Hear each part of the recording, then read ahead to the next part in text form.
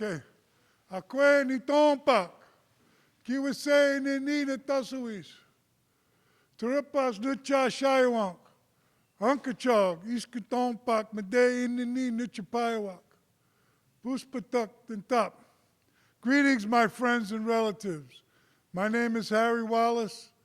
I'm the chief of the Unkechaug Nation and Turtle Clan. And I'm here to welcome you to our 2021 version of Unkechaug Nation's celebration of song and dance. This year is a little bit different because we are unable to present live in the classroom or in the various venues that we've done in the past. So we're going to present this to you via the media that you have available at the school. However, the celebration continues, even though we need to take precautions to protect ourselves, our health and safety of our families. We continue to celebrate our way of life, and we continue to celebrate the way in which we bring our joy to you in this school district. Before we continue, I'd like to introduce you to the two co-coordinators who are responsible for bringing this presentation to you, and that is Gnu Benton on the drum, as well as the presentation of the songs, and Sharon Pinckney from the Unkechaug Nation, who helped put together the dancers and the fabulous regalia that you'll see as part of this presentation. So let's give them a big hand and show the joy that we have for the work that they've done. Woo! Wow! Okay. So right now what we're going to do is have our grand entry. We'll bring all our dancers in. They will line up over here, and then we will let the drum, who is responsible, the drum is the heartbeat of our people, and it is responsible for the beginning of everything that we do. So without any further conversation, let us enjoy this celebration of song and dance. Take it away.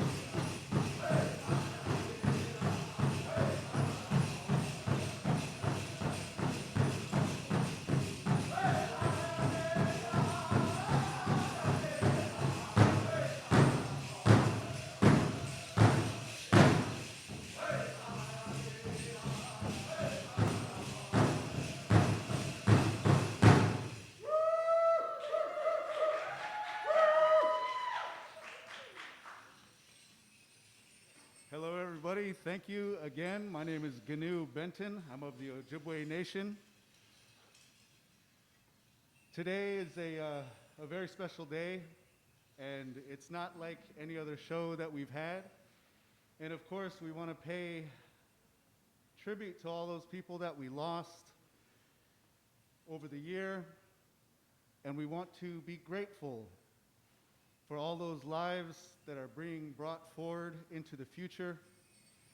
We talk about new life, and we are very grateful for the lives that we live, and we want to share our celebrations and our songs and our dances with the people. And we celebrate the unity of what was a very rocky and terrible history. We share our cultures together and our time together as human beings. We talk a lot about life, and as Indian people, we have a graceful way of thinking about this life that we live. As Chief Wallace said, we start every ceremony and every celebration with the songs and dances, with the songs through this drum. The drum begins every celebration. And we say this because the drum itself represents the cycle of life. It is a circle, and it represents the circle of life. And each human being who sits at this drum represents a starting point. We live our life in what we call the Red Road.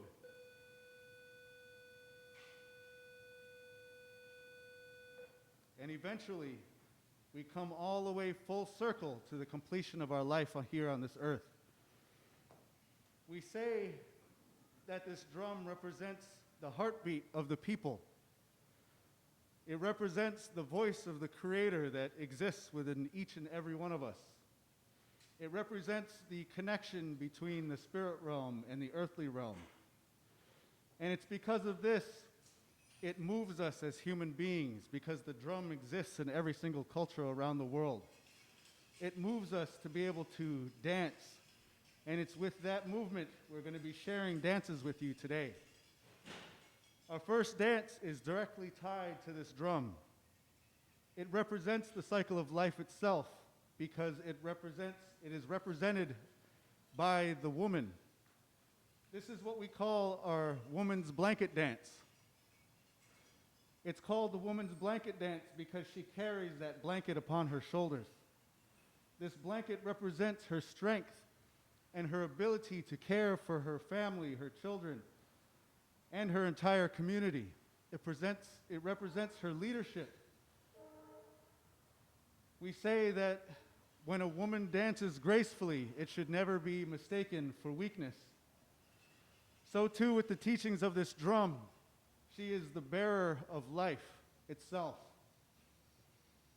You'll watch as she begins this dance with the blanket upon her shoulder. She tells her story in her dance, and by the end, she'll drop that blanket to the floor, representing that full circle of life. With that, we give you the woman's blanket dance.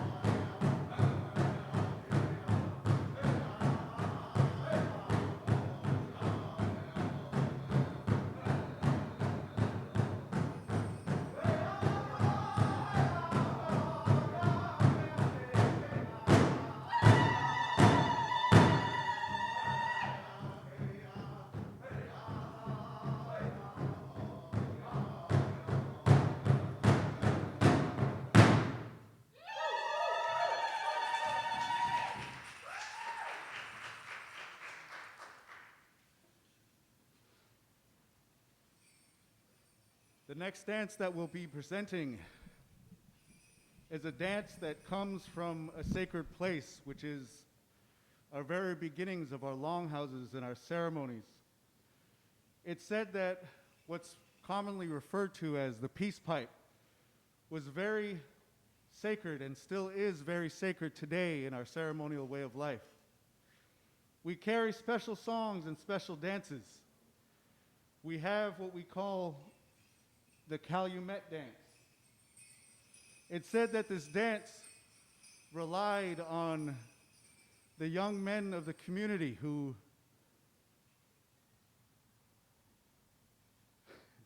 It said that we relied on the young men of the community who were very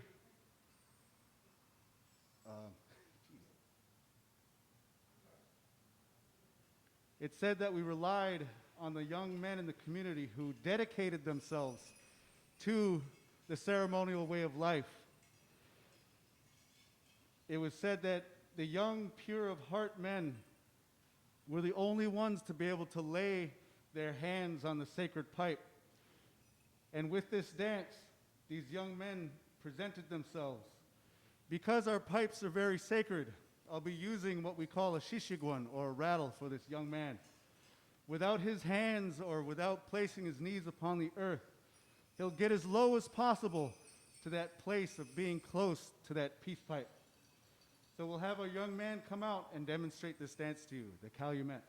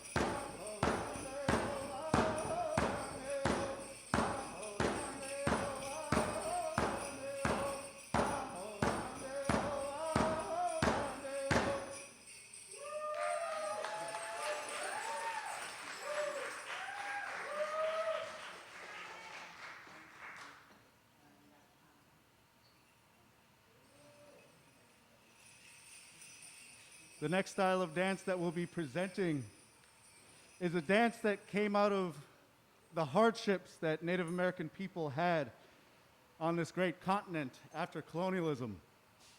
It's said that at a time, Native American people were slaughtered by the millions, and those who survived were forced upon their concentration camps, which today we call reservations. It's the only homelands that we have left. And at this time in our country's history, Native American people began to get very sick and very weak and relied on the government for food and to be able to take care of themselves as we were taken away from our food sources, our hunting grounds, our fishing waters. And during this time, there was a young woman who became very ill. And one night while she slept, she had a dream. And in this dream, the spirits were said to come to her and tell her of a dress and how it was to be made. It said in this dream she heard the sound of creation itself, of all the stars coming to life in the universe. It said she heard the sound of the shishigwan, the rattle. It said she heard the sound of the purifying rains upon our mother, the earth.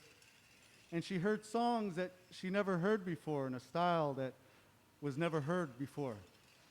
So when she woke up, she told her aunties and her mom and her grandmas about this dress and how it was to be made. From the old sardine cans that were flown and dropped in from the plains,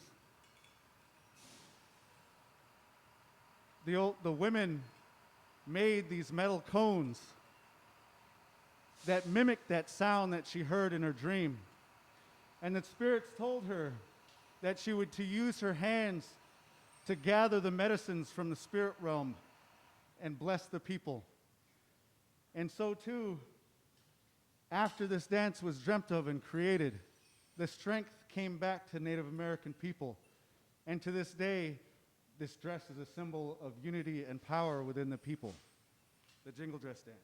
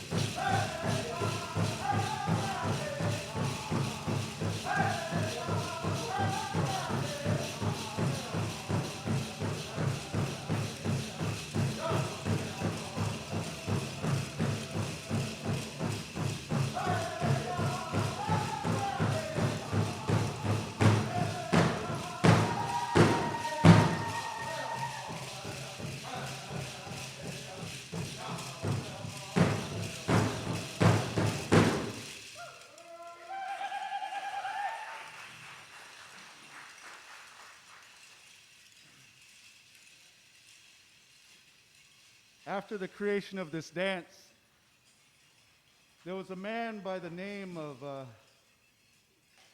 Wild Bill or Buffalo Bill.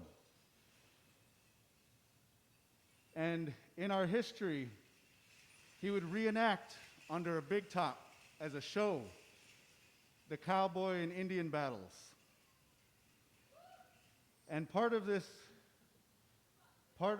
show that he wanted to change about Native American culture is he asked our Native American people to dress in more modern fabric with brighter colors.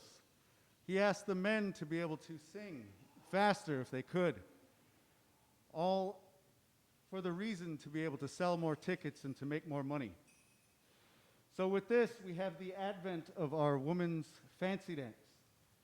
As you can see, the evolution from our very beginning, our woman who carried the blanket upon her shoulders, they carry on that tradition with their style of dance. But in this new modern era, even with today's competitions, they dance faster, they wear brighter colors, and they use their shawl in a fancy way, which is why we call this the woman's fancy dance.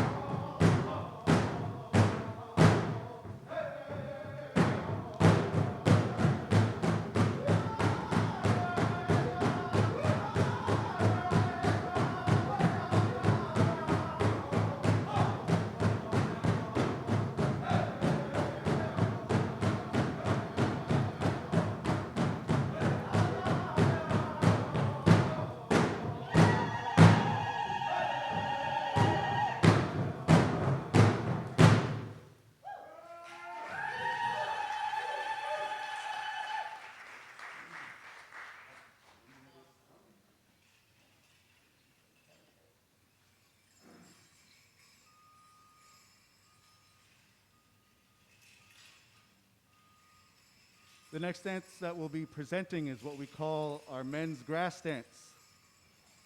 It's said that these grass dancers began as an elite group of men or a society within our warrior community. It's said that this style of dance was only to be done by those best soldiers, the ones who could sneak up on their enemy the best, the ones who can hide in plain sight, the ones who are also the most giving and caring to their communities. You can see this in the grace of their movements. They're the only ones that were able to be called out before a ceremony or a presentation such as this would be called out. They were the only ones in the Great Plains area that were able to place their feet upon our Mother the Earth to dance down the long prairie grass. It said that as they danced, they were supposed to mimic this prairie grass as they danced, blowing in the wind, flowing side to side. As you watch him, imagine that grass as it blows in the wind, his grace and his beauty.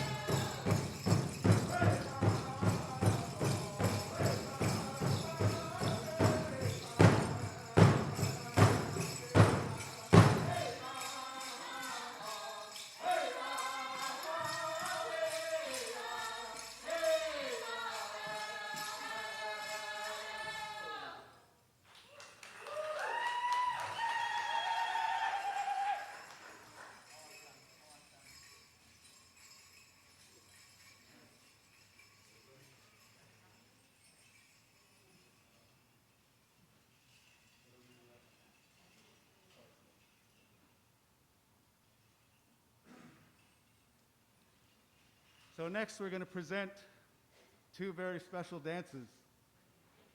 Both dances came from different communities, but is shared with our intertribal nations all together during powwow seasons. It's said that during the long, cold winters, a long time ago, our people used to gather in our longhouses and dance these ceremonial dances that eventually became social dances. Day after day and night after night, food would be eaten, songs would be sung, and the people would dance together. This dance that I'm going to present is called the smoke dance. So we're going to have our young ladies come out. And the reason why this was called the smoke dance is because our sister nations up north, upstate New York, they drummed and danced this style of singing and dancing, and it was done very quickly. And so much so that it said that with the movement of their feet, it would look like smoke would be coming from their dancing. Because as they would dance very fast, the dry dirt within these longhouses would rise in the air and look like smoke.